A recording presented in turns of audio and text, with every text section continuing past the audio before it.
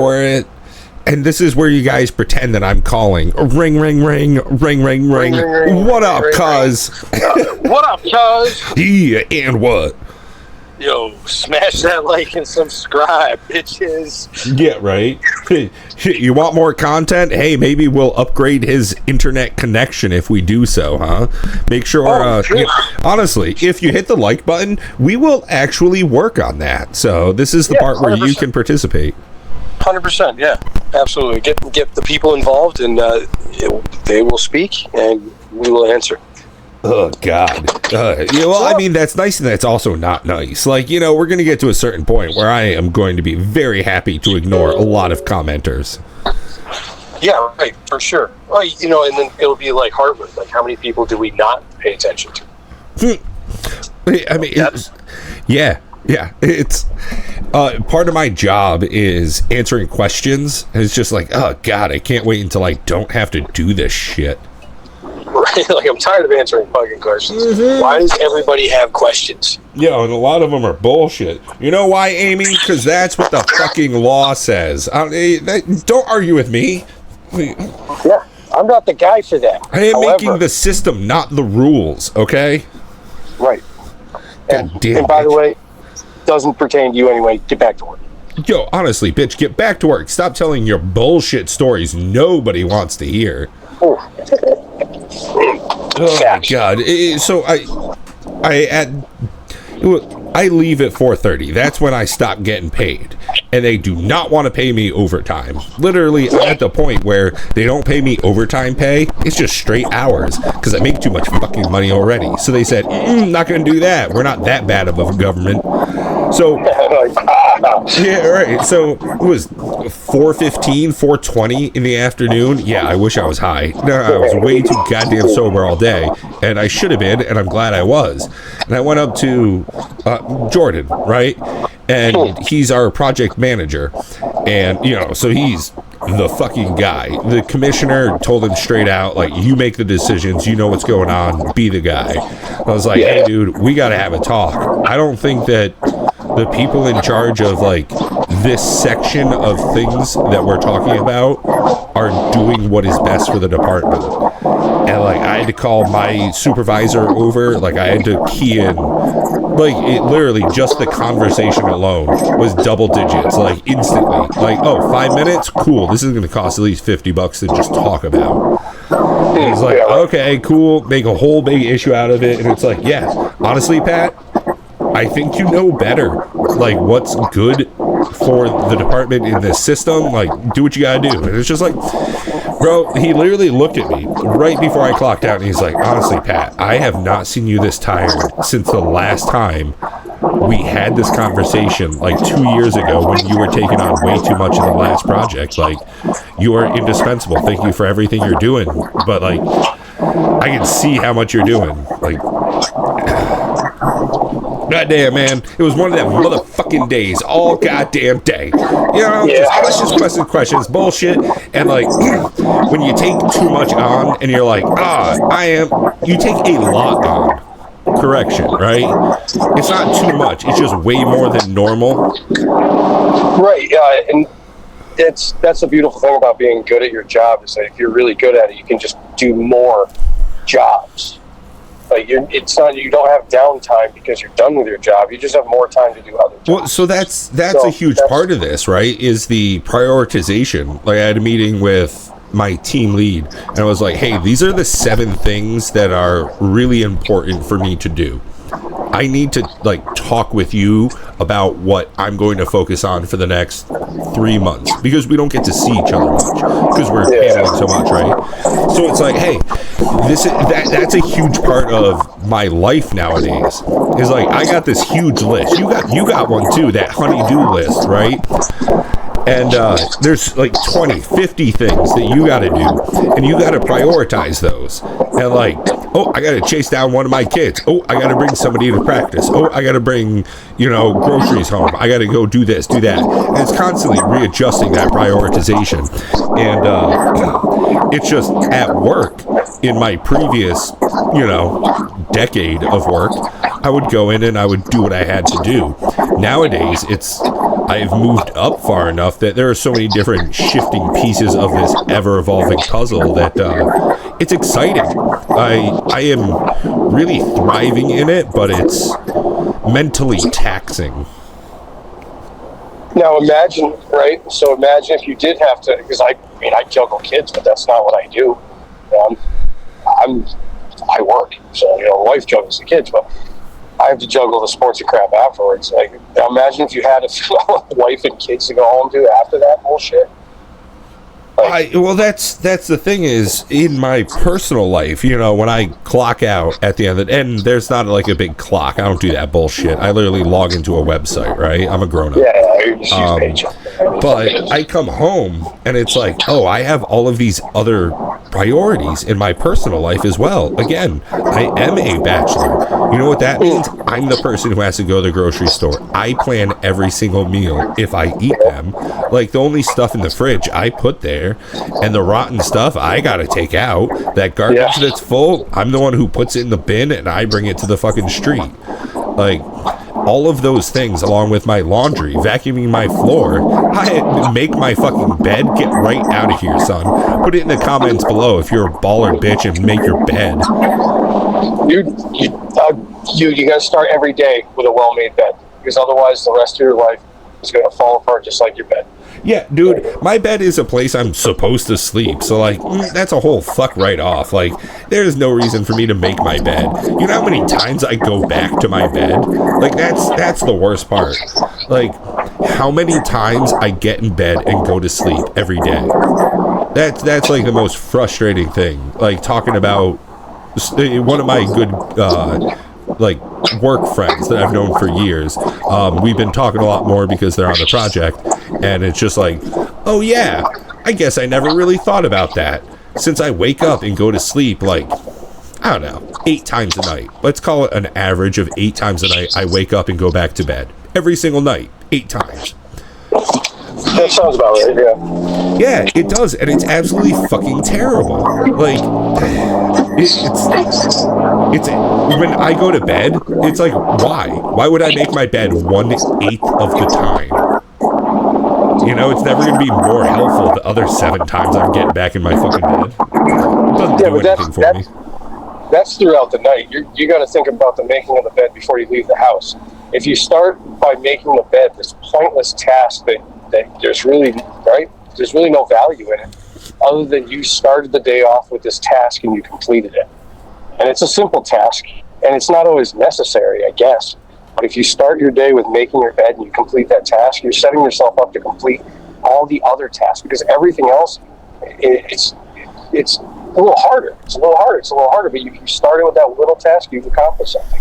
Next thing up, okay, cool, we're going to get this done, we're going to accomplish that too. But you start your day with a well-made bed, and you set yourself up to complete every other task you set out to do. If you just get out of bed really good, it does, but I mean, literally just getting out of bed and going to work, I think that's the big fucking hurdle. I guess. I don't know, that's I forget the general's name, but that's getting the whole making your bed first thing in the morning. You can look it up. That's a military general statement. So there's that. But I think it starts the day off. You got to, if you're leaving a simple task to be done later on, whenever, you set yourself up to just do that with other things too. Holy shit! This guy almost just took out that truck in that mailbox. That was wild. Damn, go for the mailbox. Always mailbox. Yeah, you always got to start off with completing a task. Get that sense of accomplishment first thing in the morning and ride that wave.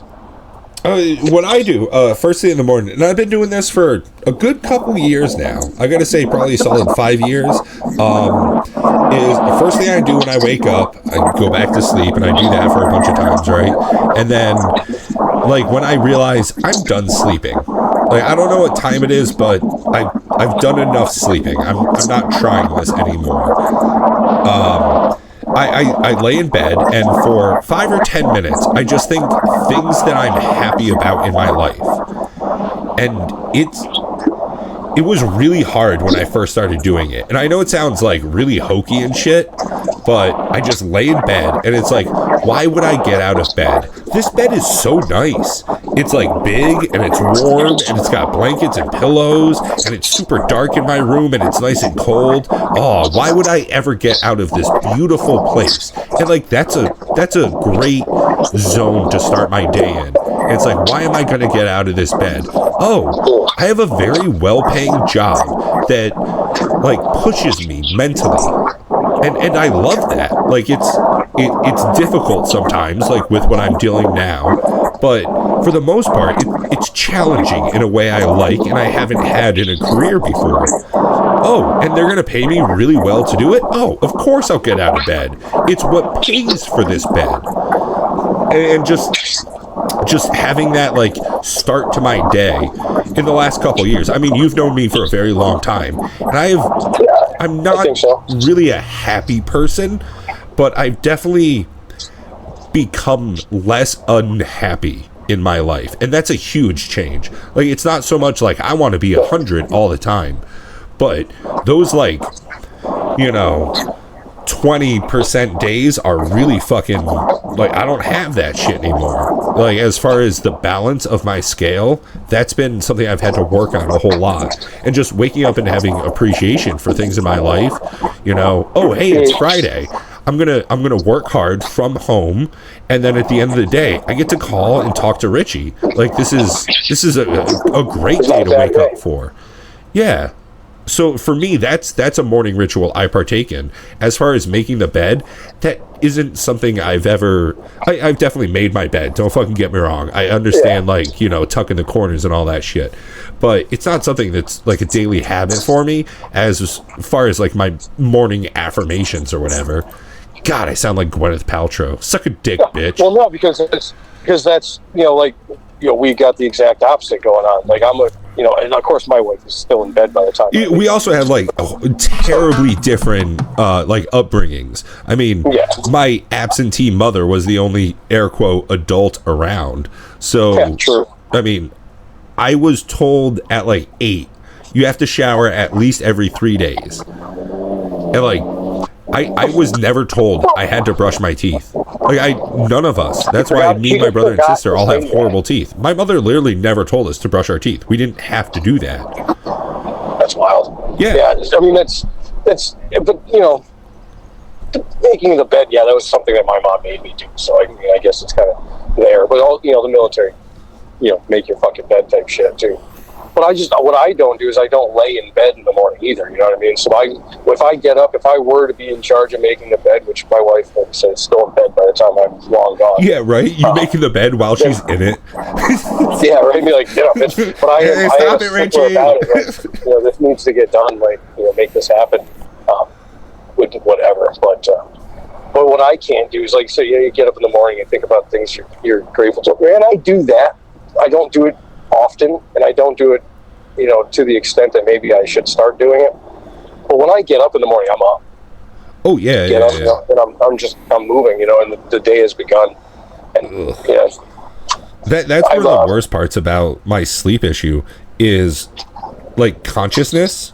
Like, when I wake up, I'm fully conscious in the middle of the night, over and over and over. Yeah, so I don't have it like that, man.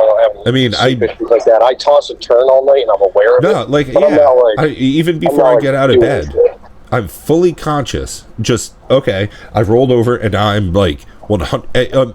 The same feeling I have in the morning is the same feeling I have at 11, 12, 1, 2, 3. Like, every time I wake up, I am fully conscious, and I know, like, my body has this feeling of, you're not done yet. So I go to the bathroom, squeeze out a couple of drops, take a sip of water, and then go back to bed. And I just do that until, like, my body tells me I'm done at some point. But yeah, it's 100% conscious. At one point, I kept a score, like a Post-it note with a little marker, and I stopped doing that years and years ago because it felt unhealthy. Like, it wasn't a positive feedback loop, Yeah, right. You're like, this is the research I was expecting, but not what I was hoping it's the same reason I haven't gotten one of those fucking smartwatches. Like, I think don't need to know I have the worst sleep ever. I'm going to be more worried. Like, the heart diseases that I'm getting from all this horrible sleep is just going to compound by knowing about it. With like, that's exactly how it works too. Like, I'm a firm believer in this. That like the placebo effect is huge. It makes it more real. Yeah, it makes it way more real if you know about it. Like, I mean, look at the study years ago, and I can't reference, but you can Google it. I'm sure it's easy to find. But years ago, they did a study with a cancer drug, and half the patients got the cancer drug, and half the patients got a glucose pill. Yep. And they were all told they got the cancer pill, and they all reported that things were changing. And it's like the placebo, and you're like, I don't know how your cancer's being treated. Interestingly enough, there's two parts to this. There's the placebo effect and the nocebo effect. So the nocebo effect is the polar opposite. When you give people cancer drugs but tell them it's Tic Tacs. Yeah. It almost always does not work. Strange. Yeah, it's the exact opposite, but proving the same thing of your mind's ability to affect things around you. The placebo effect, hey, I'm going to give you a sugar pill, but I'm going to color it blue, and I'm going to tell you it's a strong sleeping pill, and you'll fall asleep better. If I give you an orange Tic Tac, and I tell you it'll make you feel less anxious, it'll work better than if I give you a white one. If you flavor them, they work better or worse. Like, there are a bunch of different studies on the placebo effect, and it is stunningly effective and dumb as shit.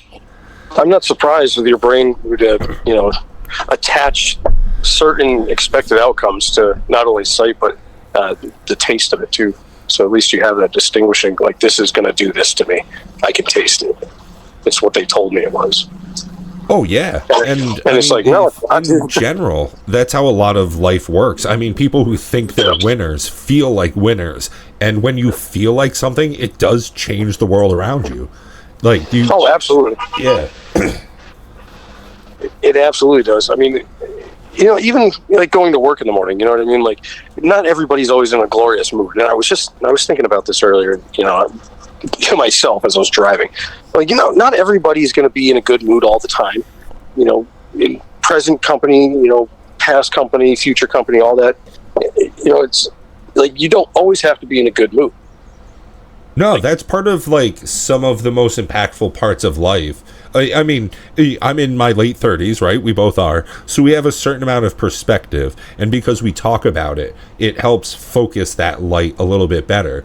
I think pain certainly helps you along the way.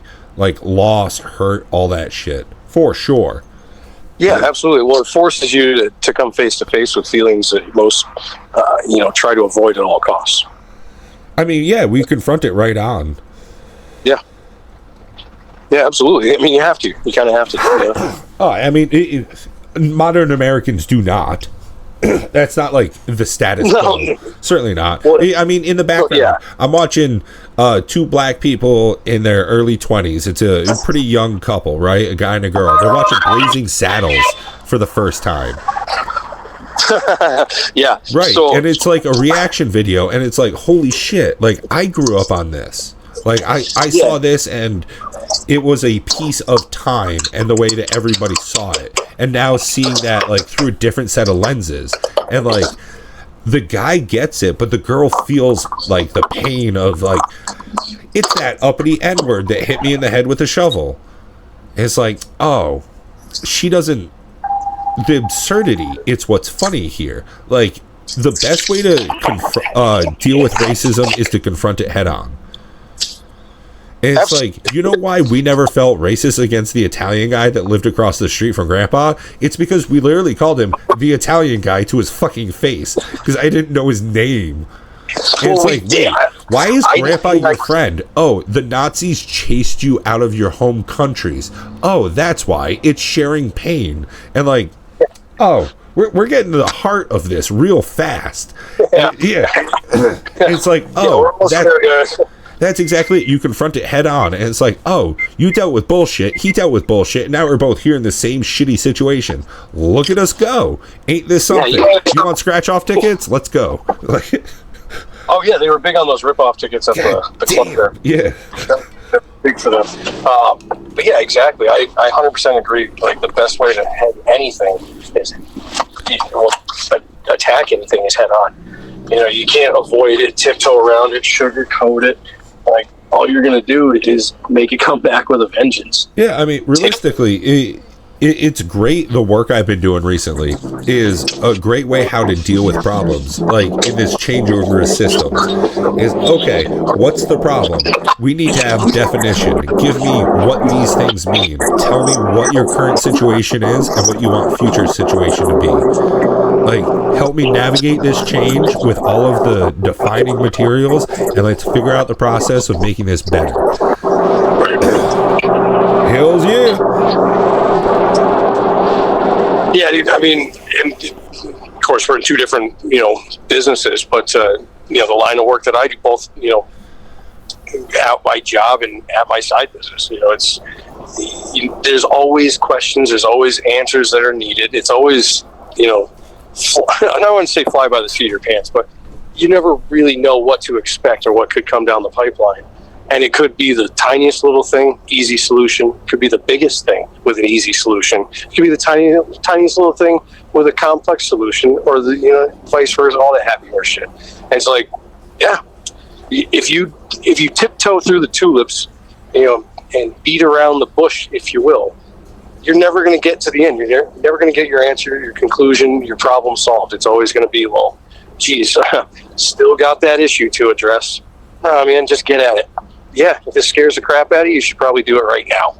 Just do it.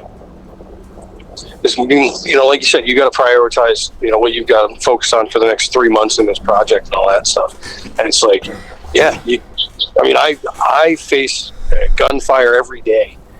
And that's why I get paid what I get paid to do what I do. And it's like, yeah, come on, let's go. Bring it on. Hey, it's funny when you said through the tulips. The first thing I thought was the video of that guy dying on stage singing that song. That's fair. I mean, I've been watching a lot of people dying on camera videos. Oh yeah, make sure to like our Facebook group too. You'll get into some of the most horrible videos that the internet allows. No, I'm kidding. Yeah, that's not at all something you can do. They're not the most horrible ones. You know what I mean? No, dude, that's on Instagram. Marky stopped responding to me. I think he tapped out. There's no fucking way. If he tapped out, just call him a bitch and send him some more. Well, so we switched it over to Facebook, and no kidding, he sent me a thing. This is a couple months ago. He's like, I think I hit the bottom. And I was like, I honestly don't feel as though I have. And we were right there. We were neck and neck. And it's like, well, this is what I get for having worked that summer at Andrzejowski's slaughterhouse. Right. Fucked up cable back in the early 2000s. My mom, when she was going to medical school, we had the surgery channel, or the medical channel or whatever. Dude, completely uncensored surgery videos at 15 years old definitely changed me. That holy shit. I feel like your sister explains a lot about her. Yeah, I mean, dope as hell. And then plus, we had the privilege of growing up with the internet, becoming oh my god, steak and cheese back in the day, some of the most horrible shit on a computer in my school. Yeah. Just some of the most gruesome shit you can imagine. It's like zero censorship. McAfee, you weren't even around yet, bro. This shit was fucked up. Where were we at? 24 minutes? Whatever. I'm cool with going. The internet, how it works, has shifted a little bit. When it first came out, when we were young, it was just internet. It was 100% unfiltered. If you went to AOL, you got whatever. If you went to the most dark places, that's where it was. Nowadays, there's how you interact with the internet has changed. Most people use it through apps. So like they're fed a certain like interaction. Most people don't just like click around and go to different websites like they used to. That's totally changed. And then there's still a bunch of like really fucked up stuff out there. Don't get me wrong. Like it 100% exists. Look it up. It's real cool. You'll hate yourself. Yeah. And then if you look not even that hard, you can find it. And then there's like the whole dark web thing where really fucked up stuff goes on, and most people don't even know that. They hear it, like they've heard the term before, but they've never experienced or seen anything. Yeah, they've never been there. So yeah, and that's just fucking wild to think that there's this whole other way for people to interact with the world that the 95% of the world's population is never like really thought about in any meaningful way. It's fucking stunning, and it's just getting more wild. Like with AI and like how people are interacting with video and media in general, it's just getting more insane. Interactive with the VR, interactions and all that crap, and it's like, yeah, things are getting a little crazy out there. I mean, I sent one of my coworkers a link to Google's VO3, and he watched like 10 seconds of it, and then he just like looked at me, and I was like, yeah, this is all AI. And he like watched a couple more seconds, and then he took out his earbuds, and he just put them down, and he's like, I'm going to take a walk. Why? What happened? Well, no, he had the same realization that I did, that in the next few months, probably by the end of the summer, I can guarantee you 100%, I will bet you 5 toes that by this time next year, nothing you see on the internet can be believed. Can be what? Believed. That you can believe anything on the internet. That you cannot go to YouTube and look at a video of the president giving a speech, and it will be 100% photo real and sound exactly like everything you've ever known, and it will be fake. There will be, I mean, nowadays, there are already scammers. They call you, they don't say anything, they just record your voice, and then they make a model of you talking because you respond, hey, who is this, what are you doing? They call you from a bunch of fake numbers, and they get your voice. Easy enough. This already happens. And then they call somebody in your contact list, faking who you are to get money. It's super easy. I mean, I could literally do this, like, in the next 20 minutes. It's wildly easy to do if you know how to do anything mildly malicious. And it's just going to get far, far worse. And as far as, like, media and television, news, everything is going to be completely fakeable. So nobody will really know, and you'll just have to trust. And this is where it gets really scary. So, yeah, I definitely wouldn't bet 5 toes on that, because I already, for several years now leading up, even, things are changing greatly for sure. But in the last few years, that's not real. I haven't trusted a damn thing on the internet except for eBay auctions for vintage video games in so fucking long, dude. Shit, man, even some of that stuff's all sorts of fake. Even some of that is bullshit, Even if it's a real person doing it, they're fucking you over. So it doesn't matter. If absolutely. Like, yeah, dude, I haven't trusted a goddamn thing I've read on the internet in so fucking long.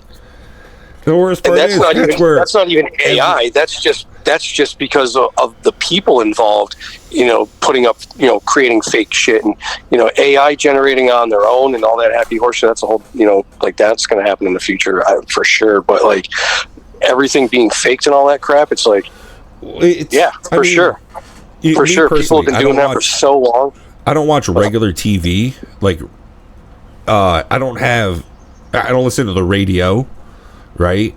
When I get in my car, I just listen to YouTube broadcasted through my car stereo, right? Mm-hmm. So I don't know what just people say, journalists or whatever. I get it through the internet. Yep. So very quickly, it just brings me back to like the dead internet theory, and everything's just falling apart. It's like, oh, God damn it. Yeah. See, I don't listen to the radio that much anymore. Surprisingly, I was just thinking about this the other day. Like I've driven around for probably the last 3 weeks with the radio off, and don't even really pay attention. I'm too busy focused on other shit, you know. But so I do hear, but it's like, even me, you know, I don't mess around with the computer programs, and I'm not doing AI creations. I don't have the time for it, and it's not my style. I'd rather go build something, you know, whatever. But I think I'm pretty damn good ear when it comes to something being off. Like I usually catch it right away. 99.9% of the time, I'm like, that's not right. Something about that's just not right. And I talk to so many freaking people so often about so many different fucking things that it's like, no, that's not real. Nobody said that. So I've definitely heard plenty of shit on the old interwebs where I'm like, that somebody just made that. You know, that's good, but that's not. That's right. Not real. It sets off that truthometer. Yeah, 100%. You know, you get that red flag feeling like, no, nice try. Yeah, the worst part of that right now is fucking Trump, because he says the wildest shit, so I don't know what is or is not real. Like, this whole bullshit of America is a real thing. It's funny because 100%, you know what I mean? Like, you could put up some of the wildest shit ever and be like, I don't know that he didn't say that. What was he saying? Some shit about Rosie O'Donnell? I would never rape you. You're not pretty enough. Like, that's not exact quote, but like he fucking said it. It's like, oh fuck! Like, grab him by the pussy. I'm famous. They'll just let you do it. It's like that was before like AI. Like that was a real thing. He was just on a bus. He doesn't even drink. Like it was just regular. Sure. God damn it. Like, okay, so like all bets are off. Like nothing's real. And honestly, the going forward from here, because he's going to be president until 2028, so that's another 3 years. 3 years, right? Yeah, 2.5. You know what I mean? He's clearly an old fucking man who's never used a computer like a grown-up in his whole life, so he's got no idea what to do as far as legislation. Neither do any of the old people in Congress or the Senate, so they are going to always be way behind the times because everybody fucking is, even the people who are in the know. It's like, this is just going to be an unstoppable problem, which is, I'm here for the show. Yeah, obviously, we're all along for the ride. It's going to be fun. Yeah, do what you can. Like, I'm going to make whatever money I can and put as much money away as I can. I'm going to retire in the tropics as quick as possible, and dragon fruits and coffee are real as I fucking need.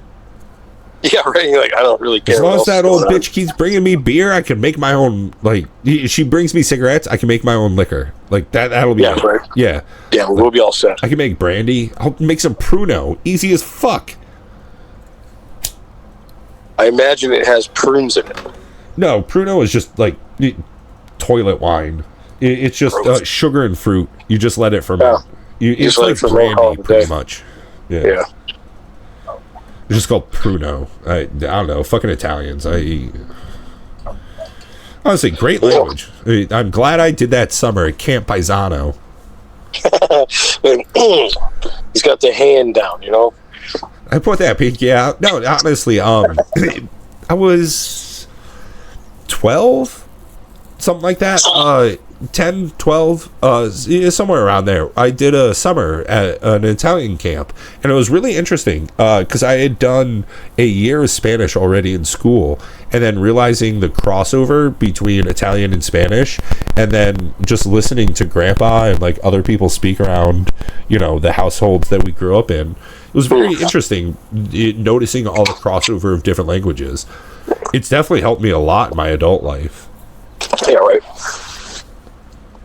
Yeah, that's what I try to push on the kids, and they're all, you know, they all have their little special crap. Like, you know, the younger ones, I have the Duolingo for them, and you know, I push like no languages, man. You know, it's only going to benefit you. Oh, absolutely. I mean, nowadays for your kids, because they're so young. Your oldest is probably, I mean, he's still young enough. I started learning Spanish earlier than him, but still, I speak decent enough Vietnamese, and I started way after he is. But kids pick up languages really easily. It's certainly the best time to teach them when they're young, single digit shit like that. But Yeah. I mean, picking up Spanish, that's a great thing. Easy enough. Really, it's super close to English. Yeah, so I mean, they all pretty much have some kind of Spanish, and that's part just of the because curriculum at school, right? Foreign language. It's kind of part of the curriculum. Like, obviously high school, yeah, for sure. But even the young ones in grade school, they have like, I wouldn't say a Spanish class, but they have Spanish teachings during their class. There's such a high Spanish population now that they have no fucking choice. Yeah, so yeah, even the grade schoolers, they're getting some Spanish. Yeah, I mean, I started taking, it was weekly. I think it was an hour a week or a couple hours a week. In third grade was when we started like learning Spanish as a dedicated class, and we did that all the way until I graduated high school. So I mean, realistically, I took 9 years, about 9 years of Spanish, and hugely influential. Yeah, absolutely. Yeah, and that's when they started, at school anyways. Second or third grade, I believe they started it. Like I said, it's not a dedicated class, but, the teachers usually have a Spanish aide. So there's always, dual languages going on and all that happy horse stuff. So it's not that it's a dedicated class, but everything in some way, shape, or form is taught in Spanish as well.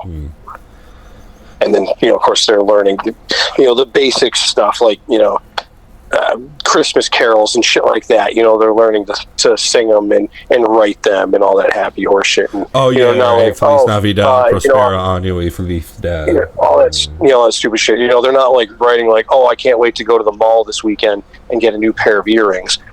They're not doing that shit, but they're still getting it, which is cool. Well, and also like there's a certain balance to be thought about here as far as like translation programs and stuff. Like when I was growing up, neither of us thought about really the ability to just, smartphones weren't a real thing when we were in high school. You could never just hold it up between two people and for it to translate. Nowadays I have just like earbuds where I can talk out loud. I wear one, you wear one. I talk out loud in English and it just translates it live into Venezuelan, and then when you speak out loud in Venezuelan, it just puts in English. So like in the next few years, like as that technology improves very quickly, certainly, and it's just going to be software. Like it's a microphone and a speaker. It's just straight fucking software. Yeah, exactly. So like that's going to evolve at light speed. In the next like 3 years, people probably won't have to learn different languages. Like a computer has to learn that language, and then everybody just knows it. It's the Babel fish. Yeah. It kind of is leaning that way, and honestly, it's for the better anyway. Because trying to teach everybody what am I going to do? Learn 115 different fucking languages? Yeah. But you know what I mean. You best is like 2, 3. You know what I mean. You're doing great, but to learn like Grandpa and all those other people back in the day, knowing a whole bunch of different languages, like also nowadays, fucking forget about it. There is something about like being a native speaker. Like you can translate a bunch of stuff from French to English and then have an AI read it out loud. It's not gonna ever sound like our podcast. Correct. Correct. That's one of the things. Like, yeah, I'll use AI images or whatever, but if somebody listens to us for 30 fucking seconds, they know we are absolutely human. We are saying the most horrible stuff back and forth, and it's just native speakers. That is one of the things. Like the inflection we use, where we don't put a G. We just stop at the end, and like the N, and put an apostrophe. Like there's just things about like being a Russian speaker that no matter how good we learn to do it, they'll always know we're not really from there. Yeah, absolutely. And I think that's good as far as like, hey, I can go on tour to Nigeria. I can go and have a great time. Everybody can understand me. They can all tell me their stories, and I can get them. But there's going to be some local shit that I'll just never pick up on. It'll never translate, and that's beautiful. Yeah, absolutely. That's real. Yeah, it got nothing to do except hold the fuck on. Like, I can think and anticipate and, like, somewhat prepare for these things. That's why I'm not trying real fucking hard to learn Chinese. Well, it'll come eventually anyway. I don't know, man. I think, like, the translation models and stuff will probably just work well enough. Because China's so big, they have, like, all these different dialects that the easiest thing is just translate everything to English. Like, have Szechuanese turn it to English. Have Beijingese turn it to English. Have, like, your Kujining turn it to English. Have your Huajining turn it to English. Like, it's... Have these individual translation processes and then go from English back to those other languages. Because going from, like, Florida dialect to somebody from, like, the Pacific Northwest, it's almost like me and somebody from England. Okay? Like... Connecticut area and somebody from, like, Cadbury. That's a different fucking language. So, like, yeah. I don't know. It is very hard to just compute what's going to be happening because of the very fast rate all of it is occurring. Yeah, well, I think it'll become rather easy for the futures to computers that we don't know about yet. I think it'll be almost instantaneous when they finally have a database with all this stuff built up over the last. They've been doing it for a long time, but they finally get all of that built up because you speak into it one language, translating into English, and then whatever you may have lost in that translation to translate it into another language that might see it differently as well. And you're like, all right, this got lost in the sauce. But after about 15, 20 years of good solid, then it's going to be instant. It's just data. Yeah, it's just instant. You know what I mean? You're just going to be like, click, click, click. You probably just speak your native tongue, and it'll identify where you're from and set your language automatically, and then it just go from there. You know what I mean? Like, you'll just have it, and it'll be instant. You'll talk, they'll talk. You'll hear it, they'll hear it. You said two different fucking things, but you heard what you needed. It's like, it's going to be so crazy. And again, that's a lot easier than trying to teach people, paperback book and fucking in chalkboard. Hey, this is how you say this. I have like 5 different books on how to learn Vietnamese. And no kidding, some have pictures of like fruit and some are all straight fucking words talking about the idea of how they make words. Like, I got a mind. That's an understanding into the language that you're not going to get with an instant translator. Dude, 100%. Like, okay, weird thing. In Vietnamese, they don't have a word for racism. They only have 6 words that are to treat someone based on the color of their skin. That's the translation of those words. Which is literally the definition of fucking racism. They don't have a word for it. They just say the thing. Like, hey man, don't treat that guy based on the color of his skin. Like, you know what's funny about that? Don't be racist. Is it, unlike fucking Merriam-Webster, they're not just going to go add a fucking word to their language just because people say it all the time.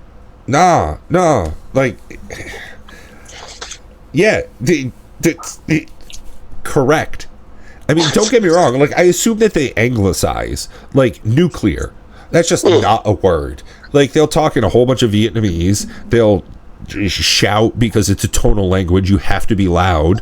And then they'll just say the word nuclear.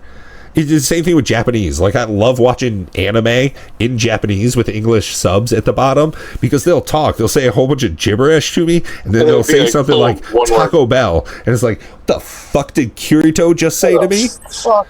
You fucking kidding me? Yeah, exactly. It's like, I definitely heard you say Yamaha and Taco Bell in the same sentence. And those are two different things to me. Oh, his name but is... I'll ride my Yamaha to Taco Bell. Oh, his name is Yamaha, and you're going to meet him at Taco Bell? Oh, fuck me. Oh, this is riding bullshit. Suzuki. Never mind. All right, cuz I got to roll in the store, grab some ish before I head back to the house. Hells yeah, it's been a phenomenal time. As always, love you bunches. Peace. Love you, cuz. Late.